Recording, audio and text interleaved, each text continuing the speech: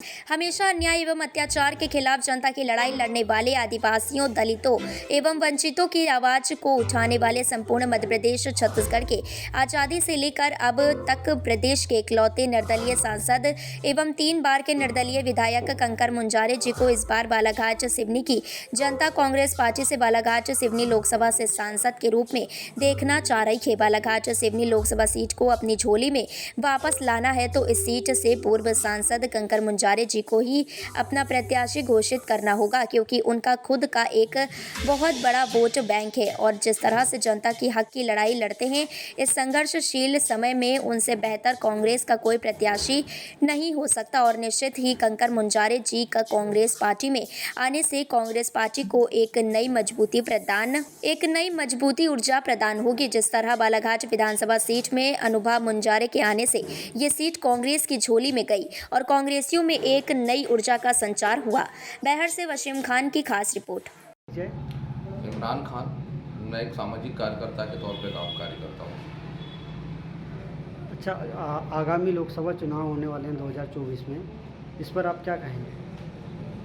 किस चीज़ को पूछ रहे हैं? कैंडिडेट के बारे में? कैंडिडेट जैसे बीजेपी से वैभव पवार, गौरीशंकर बिसेन, कांग्रेस से हीना कावरे, सम्राट सिंह सरस्वार, अनुभव मुंजारे जी, और एक दैनिक भास्कर ने जो सर्वे करवाया था उसमें मुंजारे जी का भी, कंकर मुंजारे जी का भी नाम आ रहा है।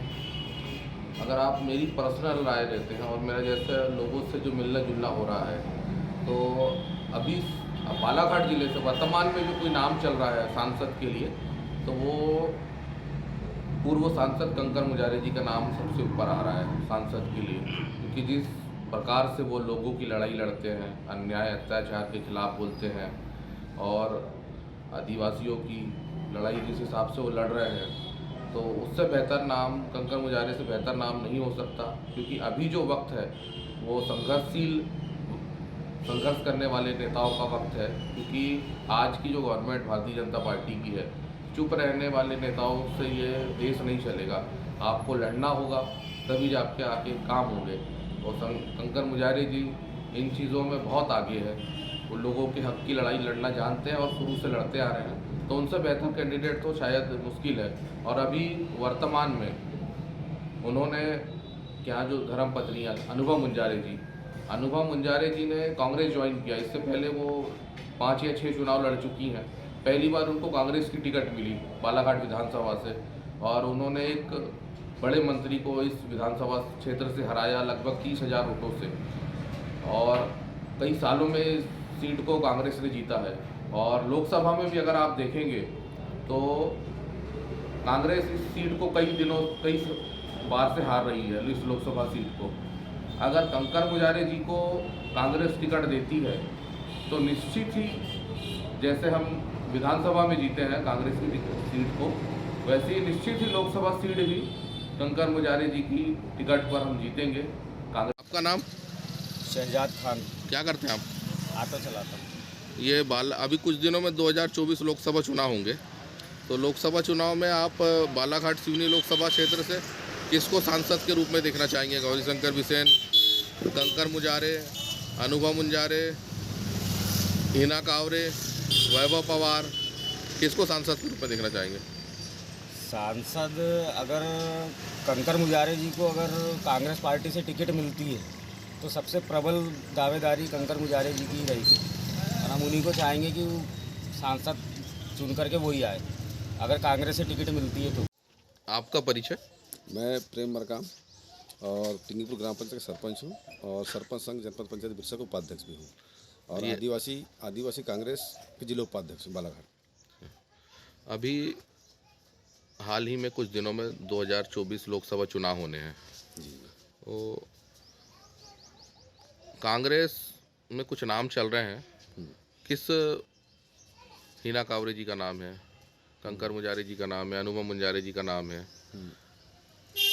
सम्राट सरस्वार जी का नाम है। तो आपकी नज़र में कौन बेहतर उम्मीदवार होगा जो इस लोकसभा सीट को जीत सकता है?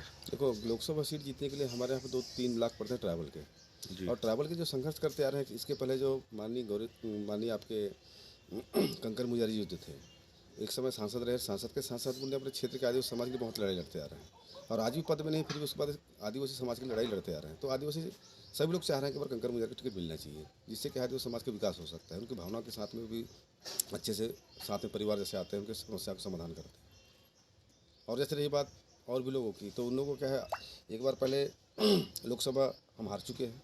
अगर इस बार का सही तरीके से बालाखंड में लोकसभा की जीत अगर चाहिए तो कंकर मुजारे की टिकट मिलना चाहिए, जो संघर्ष कर सकते हैं, क्योंकि उनका पहले से वोट बैंक परसवाड़ा में बना हुआ है। और अभी भाभी के जीतने से बालाघाट में कांग्रेस एक साथ हो जाएगी, और हमारा जो आदिवासी क्षेत्र है वो क्षेत्र पूरा सपोर्ट करेगा माननीय कंकर मुजारे जी को।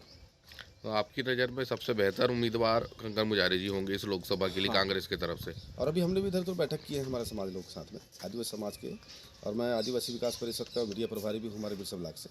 तो वहाँ भी हम लोग संपर्क किया है, तो उन्हें यही देखा कि अब जो चेहरा है, जो संघर्ष लड़ाई लड़ाई जा सकती है, कंकर मुजारे के ही नाम सामने आ रहा है। क्षेत्र में भी हम घूम रहे हैं तो कंकर मुजारे का नाम सामने आ रहा है। इस प्रकार से एक बार उनको टिकट मिलना चाहिए, इस बार लोकसभा जरूर विजय हासिल करेंगे। आपका परिचय? दिनेश रौतेल, आदिवासी कोल समाज का प्रांतीय अध्यक्ष। अभी कुछ दिनों में 2024 के लोकसभा चुनाव होने वाले हैं। लोकसभा चुनाव के लिए बालाघाट सिवनी लोकसभा से कुछ नाम चल रहे हैं, जैसे वैभव पवार जी का नाम है, गौरीशंकर बिसेन जी का नाम है, कांग्रेस पार्टी में हिना कावरे का नाम है, अनुभा मुंजारे जी का नाम है, और एक सर्वे दैनिक भास्कर ने करवाया था तो कांग्रेस से पूछा था, उसने कांग्रेस के समर्थक में कंकर मुजारे जी को भी पूछा था। तो आप किसे बेहतर उम्मीदवार समझते हैं 2024 लोकसभा के लिए बालाघाट सिवनी लोकसभा से? इस तरह से जैसे कि आप सभी जानते हैं, जितने भी हमारे आदिवासी समाज के लिए तो माननीय हमारे कंकर मुजारे जी को ही टिकट मिलना चाहिए। इसके बारे में बस मैं ज़्यादा कुछ तो नहीं कहूँगा, क्योंकि वो मुद्दों की लड़ाई लड़ते हैं और ज़मीनी स्तर में वो जब भी हो तो आदिवासी समाज के साथ तो बिल्कुल